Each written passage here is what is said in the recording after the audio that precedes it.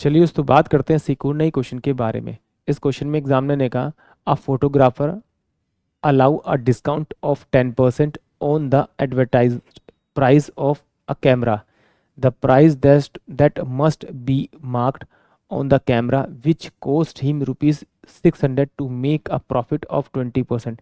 यानी एग्जामिनर क्या कह रहा है कि एक कैमरा है जिसकी कीमत 600 रुपये है, वो उसे 20 बेचकर 20% का प्रॉफिट लेना चाहता है।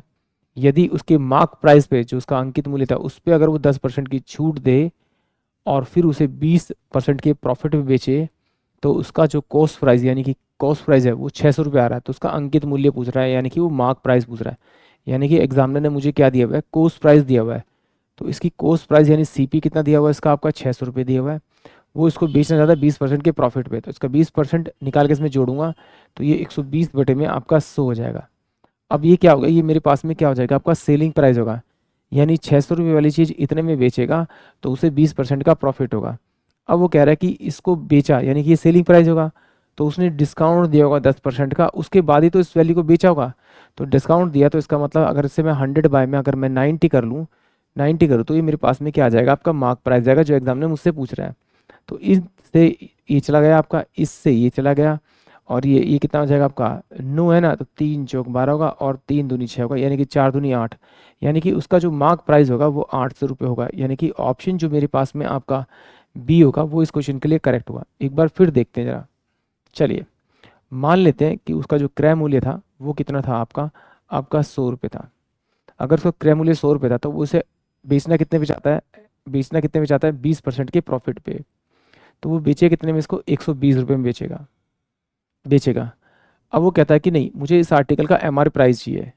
तो जो एमआरपी प्राइस होगा उस पर उसने डिस्काउंट दिया कितने का, 10% का। जब उसने 10% का डिस्काउंट दिया होगा तो वो सेलिंग प्राइस के बराबर ही तो होगा। तो यानी कि मार्क प्राइस इनटू में कितने परसेंट का, 10% का डिस्काउंट है, तो ये वैल्यू 90% आएगी, 90 बाय में 100, तो बराबर होगी किसके, 120 के बराबर।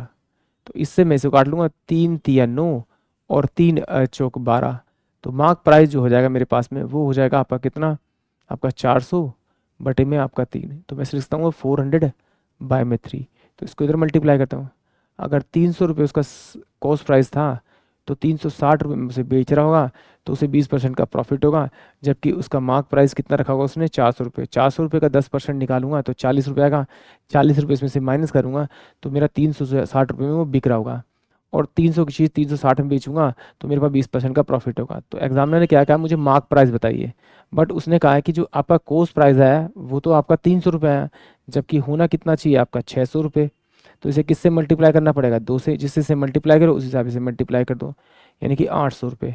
उसका जो अंकित मूल्य होगा वो 800 रुपये होगा, यानी कि ऑप्शन बी। आई होप आप सभी को क्वेश्चन समझ में आया होगा।